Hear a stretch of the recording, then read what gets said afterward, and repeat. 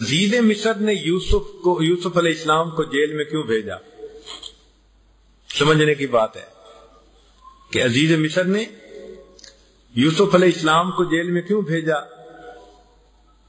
تو بعض علماء نے لکھا کہ یوسف علیہ السلام کو سزا دینے کے لیے، یوسف علیہ السلام کو سزا دینے کے لیے کہ بیوی نے کہا تھا کہ یہ میری بات نہیں مانتا تو جیل میں بھیجو. تو یہ بھی لکھا ہے کتابوں میں، لیکن اس سے بڑھ کر ایک نقطہ مفسرین نے یہ لکھا ہے کہ یوسف علیہ السلام کو عزیز مصر نے جیل میں بھیجا اپنی بیوی کو سزا دینے کے لیے، کہ بیوی کے لیے اس سے سزا بڑی نہیں تھی کہ ہو بھی بندہ زندہ اور آنکھوں سے بھی دور ہو. محبوب زندہ بھی ہو اور آنکھوں سے بھی دور ہو تو محب کے لیے تو مرنے والی بات ہوتی ہے. تو عزیز مصر نے فقط یوسف علیہ السلام کو تکلیف دینے کے لیے ایسا نہ کیا، اس کو سمجھ تھی کہ یوسف علیہ السلام بری ہیں اس معاملے میں سے. وہ اصل میں بیوی کو سزا دینا چاہتا تھا کہ تو نے بدکاری کی نیت کر لی، تجھے یہ سزا ہے، اب تو اس چہرے کو دیکھ بھی نہیں سکتی. اس لیے اس نے یوسف علیہ السلام کو جیل میں بھیج دیا. اب آگے ایک نیا مضمون شروع ہوتا ہے، توجہ فرمائیے، پہلے اس کا ترجمہ ہو جائے. وَدَخَلَ مَعَهُ السِّجْنَ فَتَيَّانِ، اور یوسف علیہ السلام کے ساتھ دو غلام اور بھی جیل خانہ میں داخل ہوئے. قال احدہما، ان میں سے ایک نے یہ کہا، انی ارانی اعصر خمرا، میں دیکھتا ہوں کہ میں شراب نچوڑ رہا ہوں، یعنی انگوروں کا شربت نکال رہا ہوں، رس نکال رہا ہوں جس سے کہ شراب بنتی تھی. وقال الآخر انی ارانی احمل فوق رأسی خبزا، کہ میں دیکھتا ہوں کہ میرے سر کے اوپر روٹیاں ہیں، تأکل الطیر منہ، اس میں سے پرندے کھا رہے ہیں. نبئنا بتأویلہ، ہمیں اس کی تعبیر بتائیے. انا نراک من المحسنین، ہم آپ کو نیک آدمی محسوس کرتے ہیں.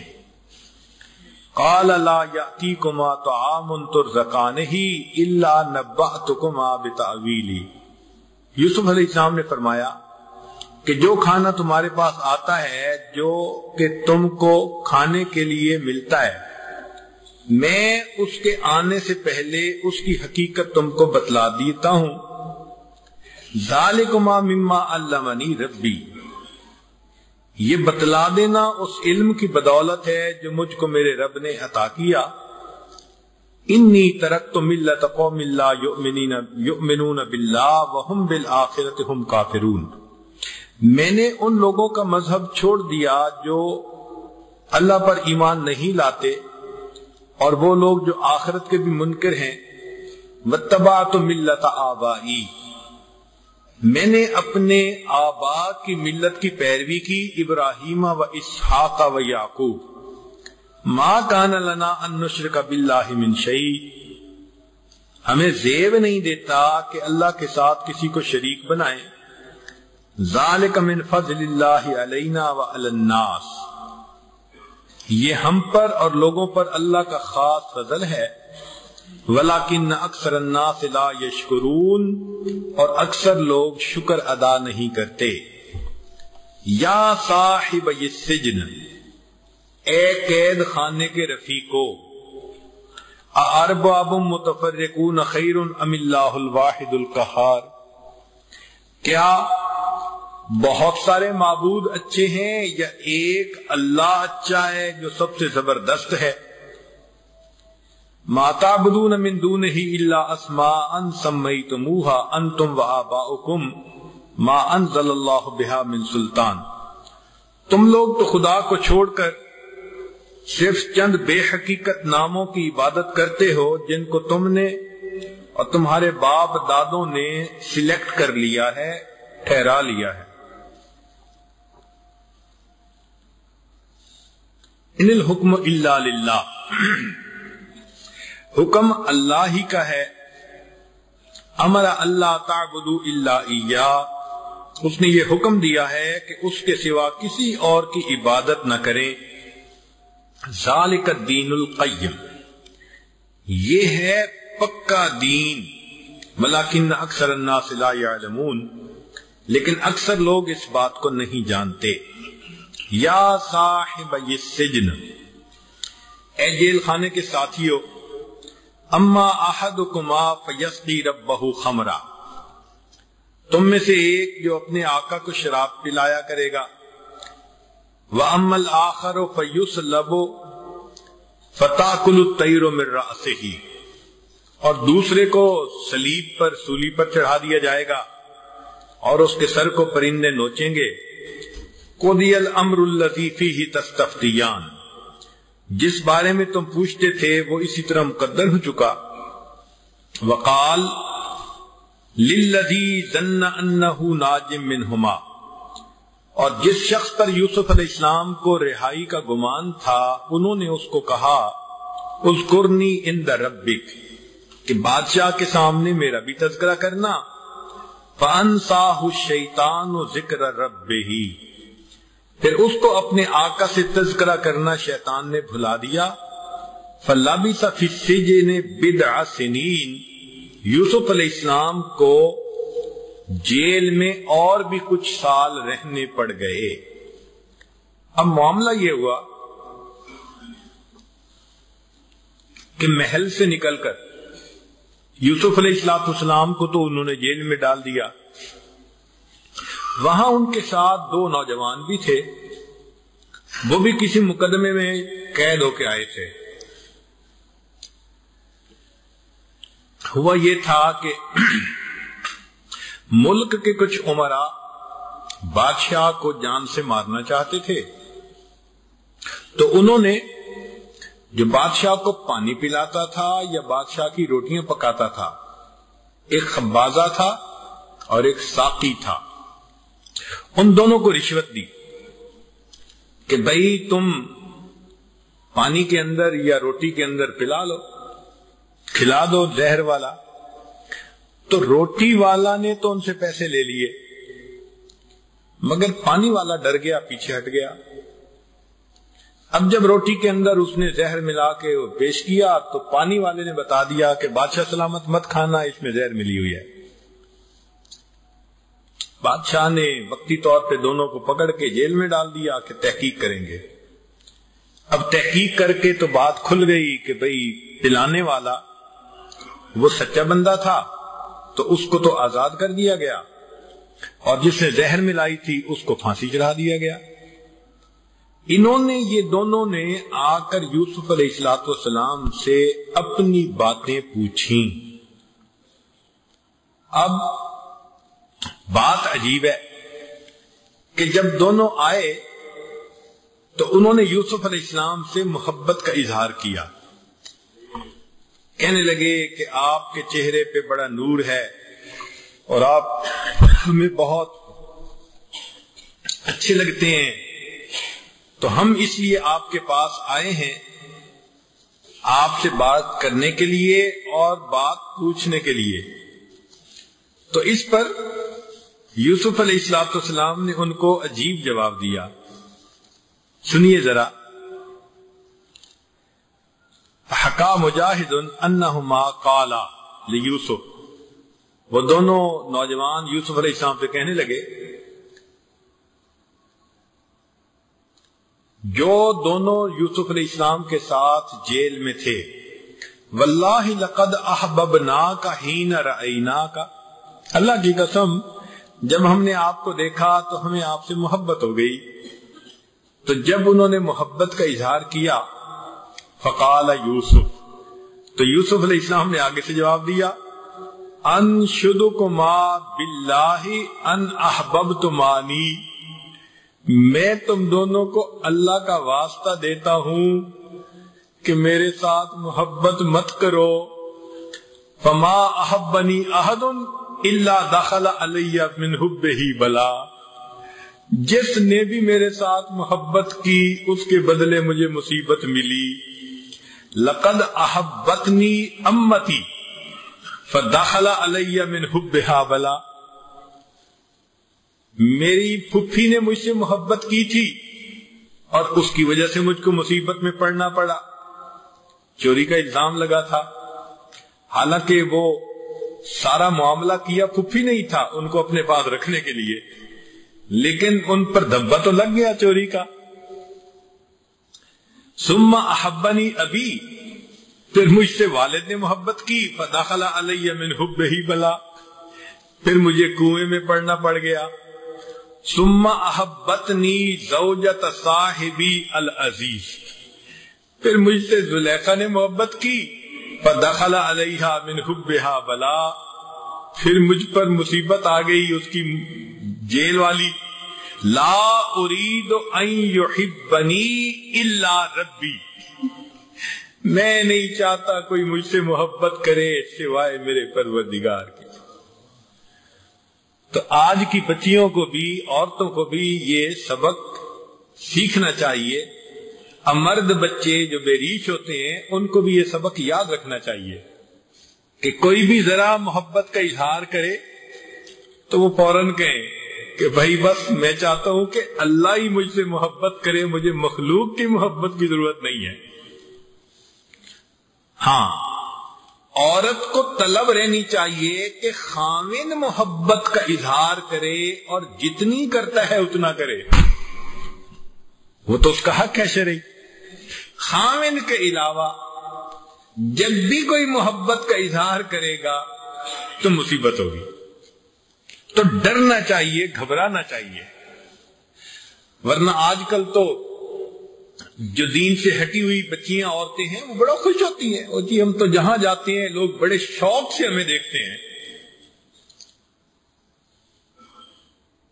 یہ کوئی اچھی بات نہیں ہے، یہ تو بہت خطرے کی بات ہے. اب وہ دونوں بندے جو آئے تو انہوں نے یوسف علیہ السلام کے چہرے پر نور کو دیکھا تھا. کہتے ہیں نا، مرد حقانی کی پیشانی کا نور کب چھپا رہتا ہے پیش ذی شعور. تو ان لوگوں نے بھی دیکھ لیا کہ بھئی منور چہرہ ہے، چنانچہ وہ خواب پوچھنے کے لیے آ گئے. اب یوسف علیہ السلام نے اس موقع سے فائدہ اٹھایا. دیکھیں یہ دائی کی صفت ہوتی ہے کہ وہ اچھے موقع کی تلاش میں ہوتا ہے. یوسف علیہ السلام نے انہیں دیکھ تو لیا تھا جیل میں، وہ بھی اپنے معبودوں کو پکارتے ہوں گے، کوئی باتیں کرتے ہوں گے، تو جانتے تو تھے نا کہ یہ لوگ مشرک ہیں، مگر بات کرنے کے لیے یوسف علیہ السلام موقع کی تلاش میں تھے. اب جب یہ نوجوان خود مسئلہ پوچھنے آئے تو یہ بہترین موقع تھا. تو دل میں تو پہلے سے ارادہ تھا، جب موقع مل گیا تو انہوں نے کہا دیکھو بھائی، جتنی دیر میں کھانا آتا ہے اتنی دیر میں میں تمہیں ایک بات بتا دوں، اور وہ بات یہ کہ میں پیروی کرتا ہوں اپنے آبا کی اور ایک اللہ پہ ایمان لاتا ہوں. اور پھر ایک عقلی دلیل دی. کیا کہا؟ یہ کہا کہ بتاؤ ایک خدا وہ بہتر ہے یا کئی خدا بہتر ہیں؟ سبحان اللہ. قرآن مجید نے بھی یہی دلیل دی. لو کان فیہما آلہۃ الا اللہ لفسدتا، کہ اگر ایک سے زیادہ خدا ہوتے تو فساد ہوتا کائنات میں. تو یہ عقلی دلیل ان کے دلوں میں بیٹھ گئی، اور ساتھ ان کو یہ بھی بتا دیا کہ دیکھو مجھے اللہ نے علم دیا، علمنی ربی. تو گویا علم کی بات سن کر ان کا نبوت پہ ایمان، اور توحید کی بات سن کر ان کا توحید پر ایمان. تو اس طرح وہ دونوں ایمان والے ہو گئے. تو دیکھو تھوڑے وقت میں کیسے ایک اللہ کے پیارے نبی صلی اللہ علیہ وسلم نے ان کو جسمانی غذا کے آنے سے پہلے روحانی غذا عطا فرما دی. اس لیے کہتے ہیں ادعو الی سبیل ربک بالحکمت والموعظۃ الحسنہ. یہ حکمت تھی. کتنے اچھے انداز سے انہوں نے اس وقت بات کی جب ان لوگوں کے کان بات سننے کے لیے متوجہ ہو چکے تھے. ایک نقطے کی بات اور بھی سمجھ لیجیے کہ سیدنا صدیق اکبر نانو کو اللہ رب العزت نے قرآن مجید میں ایک عزت سے ایسا نوازا کہ نبی علیہ السلام نے فرمایا اذ یقول لصاحبہ لا تحزن ان اللہ معنا. تو اس پر بعض لوگ جن کو صحابہ سے دلوں کے اندر کجی ہوتی ہے وہ کہتے ہیں جی کہ یہ جو صاحب کا لفظ استعمال ہوا یہ تو کوئی بڑی بات نہیں ہے. وہ دیکھو کافر تھے اور یوسف علیہ السلام کے ساتھ تھے, ان کے لیے بھی کہا یا صاحب السجن. تو طلباء نقطے کو سمجھے کہ فرق کیا ہے. یوسف علیہ السلام نے ان کو یہ نہیں کہا اے میرے صاحبو, بلکہ فرمایا یا صاحب السجن, میرے جیل کے ساتھی ہو. اور یہاں نبی علیہ السلام کی مبارک زبان سے کیا نکل رہا ہے؟ اذ یقول لصاحبہ, اللہ فرماتے ہیں کہ وہ میرے حبیب کے صاحب. تو معلوم ہوا کہ یہ جو صحبت کا اعزاز ہے یہ اللہ کی طرف سے ایک انعام ہے ان کو.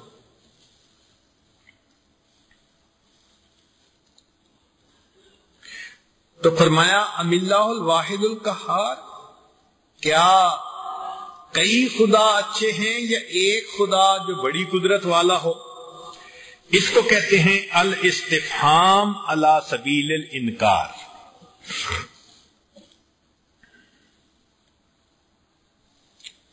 تو دائی کو چاہیے کہ وہ بھی موقع کی تلاش میں رہے. ہمارے حضرت رحمت اللہ علیہ جب اجازت خلافت دیتے تھے تو کئی مرتبہ خلفاء کو یہی آیتیں پڑھ کر نصیحت فرماتے تھے کہ دیکھو یوسف علیہ السلام نے اس تھوڑے سے وقت کو بھی یوٹیلائز کیا کہ جتنی دیر میں کھانا آتا ہے میں تمہیں اللہ کی بات سناتا ہوں. تو حضرت فرماتے تھے کہ خلفاء کو بھی چاہیے کہ اتنا تھوڑا سا بھی اگر وقت ہو تو بھی لوگوں سے اللہ کے دین کی بات کر لیا کرے. جہاں جاتے ہیں ہم تیرا فسانہ چھیڑ دیتے.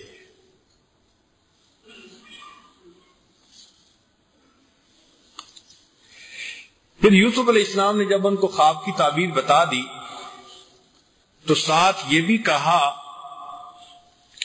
قضی الامر الذی فیہ تستفتیان, جس بارے میں تم پوچھتے تھے وہ اسی طرح مقدر ہو چکا. تو یہاں سے ایک مسئلہ سامنے آیا کہ جب انسان کوئی خواب دیکھے پھر کسی سے تعبیر پوچھے تو تعبیر بتانے والا جو کہہ دے گا اس کی تعبیر اللہ ویسے ہی بنا دیں گے. اس لیے خواب ہر بندے سے اس کی تعبیر نہیں پوچھنی چاہیے. آج کل دیکھا یہ گیا ہے کہ لوگ ہر کسی سے خواب کی تعبیر پوچھتے پھرتے ہیں. ذرا اس کی بھی تفصیل سن لیں. امام جعفر صادق رحمت اللہ علیہ فرماتے ہیں کہ 4 قسم کے لوگوں سے خواب کی تعبیر پوچھنا جائز نہیں. پہلا, بے دین لوگوں سے جو شریعت کے پابند نہ ہوں. چونکہ جو بے دین انسان ہے اس کی بات میں خیر و برکت ہی نہیں ہوتی. تو جو بندہ بے نمازی ہے, جو بندہ فاسق و فاجر اعلانیہ گناہ کرنے والا ہے, تو ایسے بندے کے سامنے اپنا خواب بیان نہیں کرنا چاہیے. تعبیر اس سے خواب کی نہیں پوچھنی چاہیے. دوسری بات, عورتوں سے کس لیے کہ عورت از خود خواب کی تعبیر اگر دے گی تو ناقص العقل ہونے کی وجہ سے فیصلہ ٹھیک نہیں کر پائے گی. ہاں اگر وہ عالمہ ہے اور اس نے خواب کی تعبیر کہیں پڑھی ہوئی ہے یا سنی ہوئی ہے تو سبق سنانے کی نیت سے وہ اس خواب کی تعبیر سنا سکتی ہے. نئے خواب کی تعبیر اپنی عقل سمجھ سے دینا اس کو عورتوں کو منع کر دیا گیا کیونکہ یہ فتویٰ کی مانند ہوتا ہے. تستفتیان کا لفظ بتا رہا ہے خواب کی تعبیر فتوے کی مانند ہے. اور جیسے فتویٰ ہر کسی سے نہیں پوچھتے ویسے آج کل کے زمانے میں تو داڑھی منڈے بھی ٹی وی پہ آ کے فتوے دے رہے ہوتے ہیں اور کئی لوگ تو ماشاءاللہ انٹرنیٹ سے فتوے پوچھ رہے ہوتے ہیں. امام گوگل سے فتوے پوچھتے ہیں.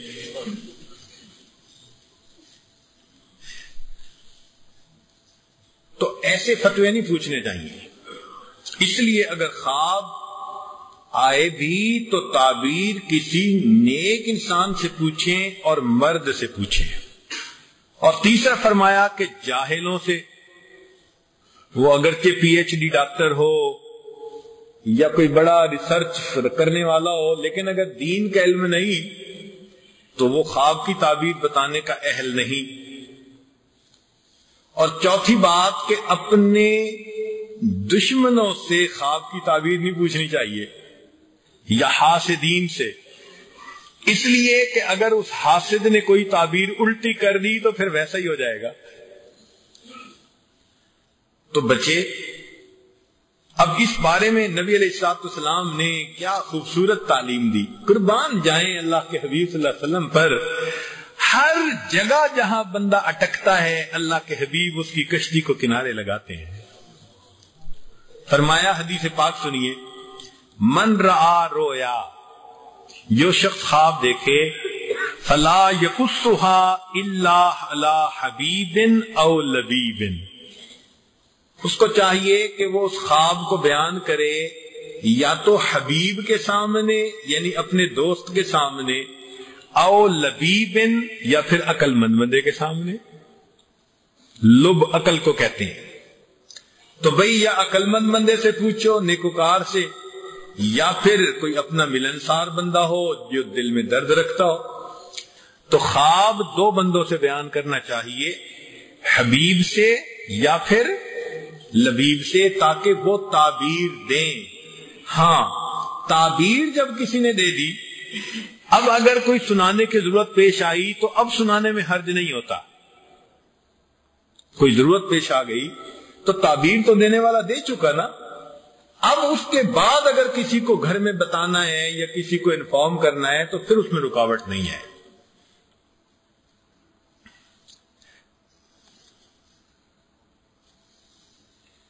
ابن سیری رحمت اللہ علیہ اس امت میں اس علم میں امتیازی شان رکھتے ہیں. تعبیر الرویا ان کی کتاب بھی ہے. وہ تعبیر ایسی دیا کرتے تھے کہ انسان حیران ہوتا تھا. چنانچہ ایک مرتبہ ان کے پاس ایک بندہ آیا, حضرت میں نے ایک آدمی کو اذان دیتے سنا ہے خواب میں, اور میں حج کرے گا. ایک بندہ آیا, حضرت خواب میں ایک آدمی کو اذان دیتے سنا ہے, پھر میں تیرے ہاتھ کٹیں گے. شاگردوں نے کہا کہ حضرت اس نے بھی اذان سنی, اس نے بھی اذان سنی.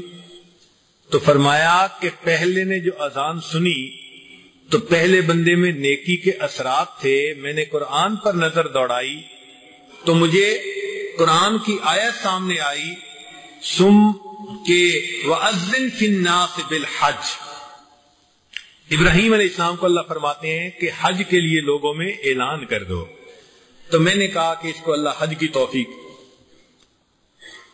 دوسرے بندے نے جو اذان دیتے دیکھا تو میں نے اس کے حال پر نظر کی تو وہ بے عمل تھا.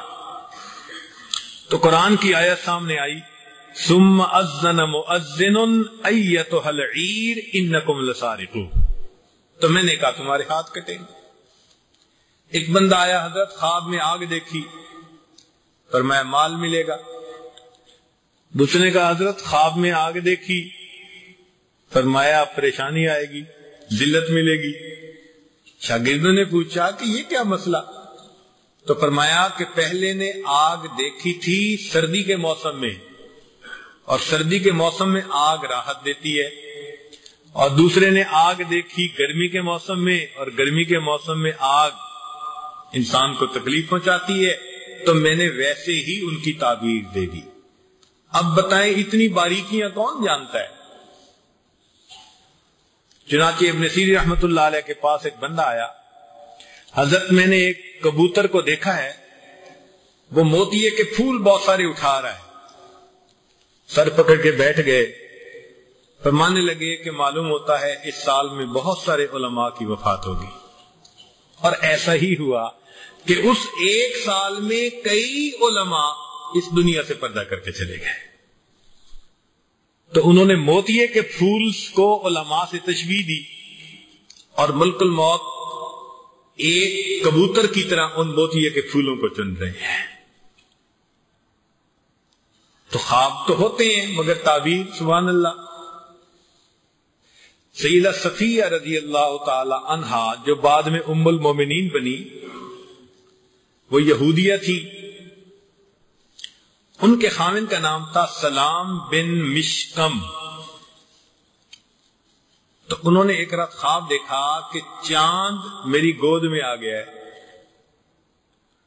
تو اٹھ بیٹھی اور خاوند کو بتایا کہ میں نے دیکھا ہے کہ چاند میری گود میں آ گیا۔ اس نے زور کا تھپڑ لگایا۔